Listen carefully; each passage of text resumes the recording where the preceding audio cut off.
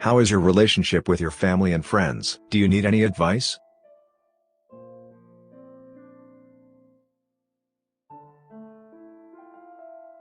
My mother admits she broke up me and my partner. Results. Refresher. My ex and I were together for 3 years. We broke up because our parents, my mom, his dad, were getting engaged and began to make jokes about us being siblings, and publicly humiliated us multiple times by referring to us as siblings who are dating, all of which culminated in a siblings dance to Sweet Home Alabama at their wedding a bit over a week ago, which we refused to participate in, but did result in us getting back together. I later confronted my mother, who admitted that she and my partner's father entered their relationship with the intention of breaking us up because we'd admitted we'd toyed with moving an hour or so away from where we all are now, and they didn't want that.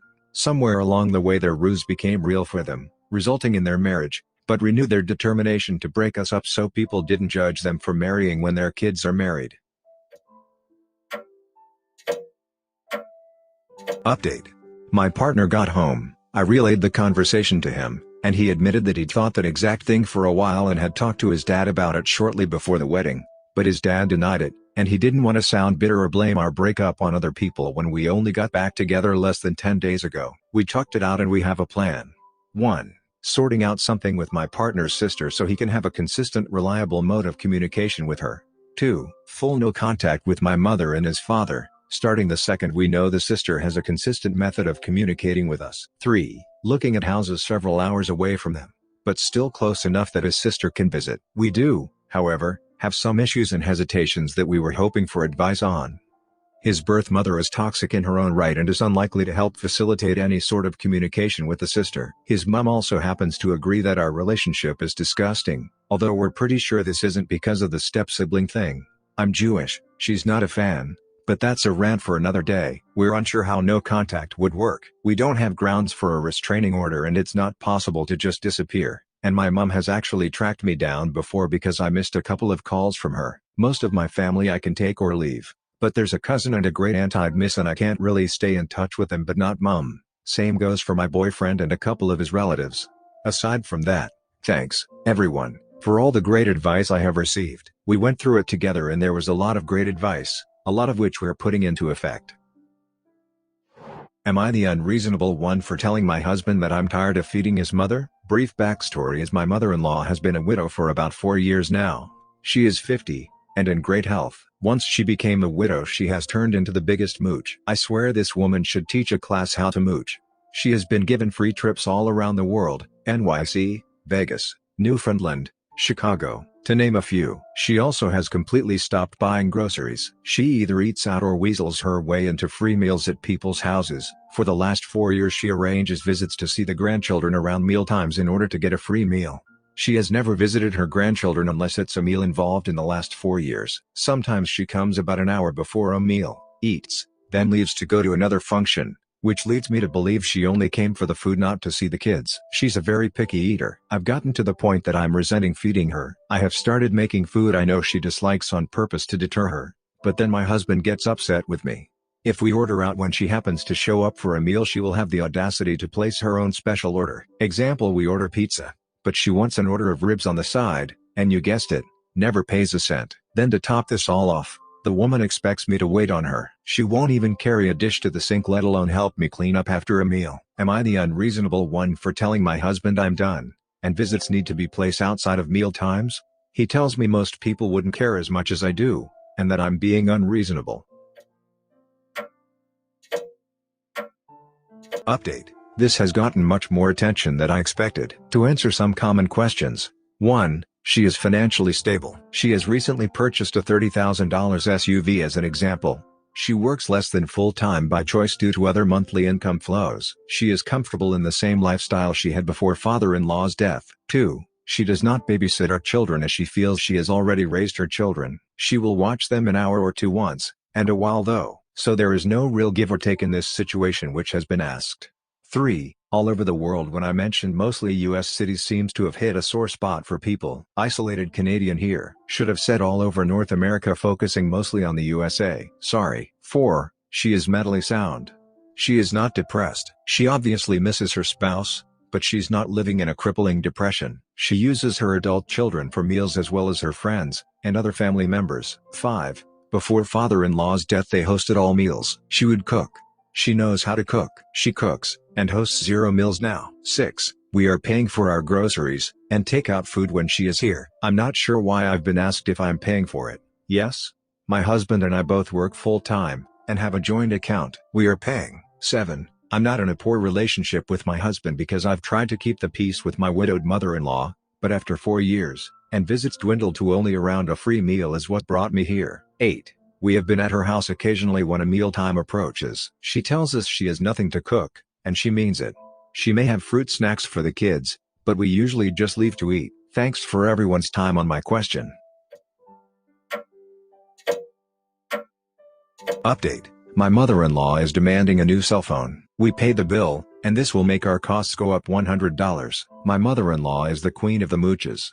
My mother-in-law is a widow for 4 years. She has less money than when father-in-law was around obviously, but she works part-time, misses work for any, and all reasons, literally missing work once for having a bit of a runny nose. She scams trips, meals, groceries, etc. She really should teach a class how to mooch.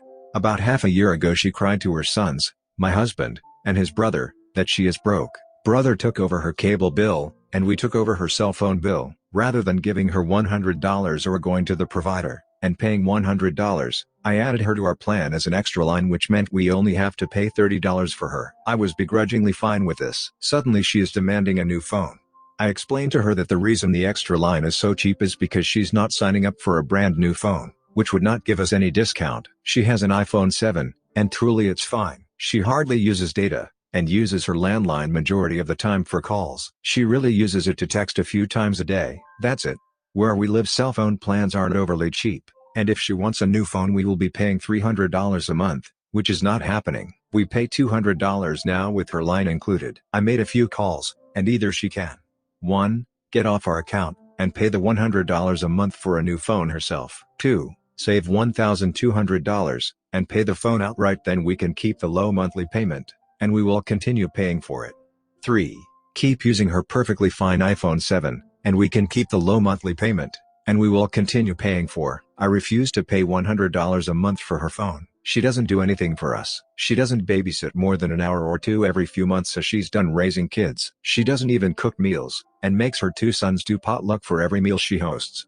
God, I have so many stories. Paying this cell phone was really bending over backwards for her, then she demands a new phone? I can't. Also, Canadians have terrible plans, especially us in part of Canadian where I live. We pay through the cheeks for anything. 10 GB shared between my husband, and my phone is $190 a month. When we added her line to share our GB it raised to $220. Her line is only $30 because her phone is not contracted or financed. If she had gotten a new phone it would be $100. Bringing our 3 phones to just shy of $300 a month. We have unlimited calls within Canada, and unlimited text with the 10 gigabytes. So nothing overly fancy. We just get bent over up here for cell plans within little competition between providers keeps the cost up. My internet in my home alone is $90, and it's not even the fastest they offer. Pensive face, link to in description. Dealing with toxic mother-in-law's text. She sent me this text, this is our back and forth. Toxic mother-in-law. You are going to be a bad mother. You're a terrible daughter-in-law. You don't respect where your husband comes from. Me. You should show me the respect I'm due. You wouldn't have dear husband if it wasn't for me. You think you can make decisions for this family, and do what you want? You remember you joined my family, and you need to learn to keep your butt in line. Stay in your place. When I call, and ask for information about whatever you give it, I don't care what my son told you or directed you to do. You joined my family. Therefore you listen to me. And yes, for the record, the last time I spoke to dear husband I called you the next word. You are black. Stop being so damn sensitive. You people are so damn sensitive. I call your dear son-in-law Inc. Does she get bent out of shape? No. But you think you are the head of this family. You are not. I am the head of this family. And you need to show some respect. God forbid something happened to dear husband, who would you turn to then? Me.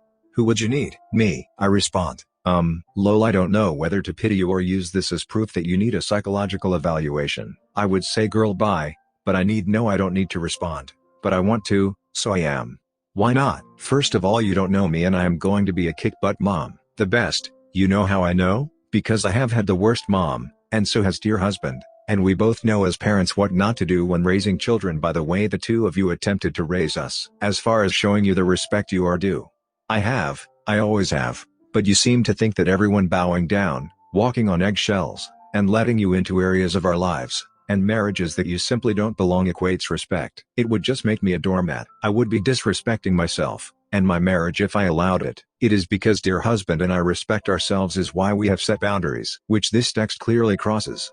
You may be the head of your family, however, my husband has pretty much removed himself from that physically, and emotionally, and certainly financially. And as for my place, I do stay in my place right beside my husband. When my husband says don't tell my mom such, and such, I follow that directive because that is my place as his wife. You can call me as many N-words as you like, all it shows is your ignorance, and gives us more of a reason to keep our low away from you. As far as what I would do, God forbid something happened to dear husband, I will be just fine as he has left everything to me, including his trust fund, which you have had no control since he was 25. Sweetie, he's 46. Let it go. What you don't get is we love each other, and realize all we have is each other, and we are okay with that. When I first met you I really did want to make you happy as a daughter-in-law, but as you showed who you are, especially since I've been pregnant, you killed that emotion completely. All this text did was confirm what we have been thinking, that you are certifiable, and we need to cut all ties. And yes, dear husband will see this as well as all sister-in-laws, and brother-in-laws, and any aunts,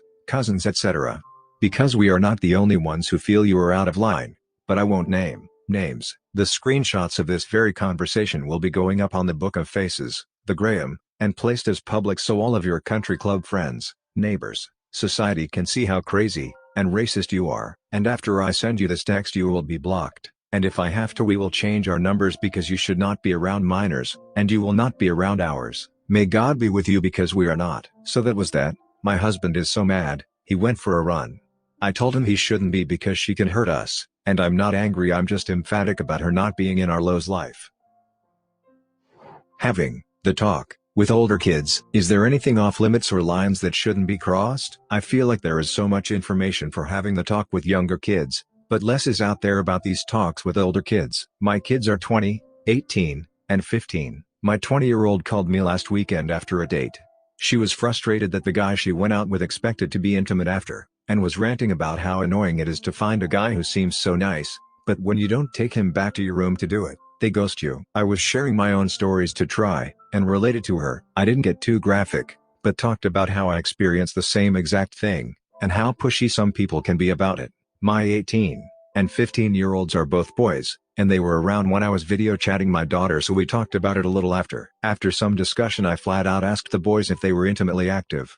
The 18-year-old said he was, and the 15-year-old said he wasn't. I figured the older one was. He has been dating his girlfriend since the summer and I know how young romance goes. He said they use protection, and had did it for the first time on Christmas Eve. He offered that information. I didn't ask. I talked to my husband about it later that night. I casually asked if he knew our 18-year-old was actively doing it. He said he figured as much, and asked how I knew for sure. I told him our son told me, and he thought it was a little weird for a boy to be that open with his mother about his intimate life. Am I crossing some line or boundary here? I wouldn't have pressed if my son was uncomfortable, but he offered up details, and didn't seem bothered by the conversation. Are there really some things that should be unmentionables when discussing intimacy with your kids? Should it all be talked about at hypotheticals? My husband and I both grew up in households that never talked about it. He is from a strict premarital, doing it as a sin Catholic family, so I am not sure where the normal line is. Subscribe and turn on the notification bell for more stories delivered to you. Thanks for listening. See you later.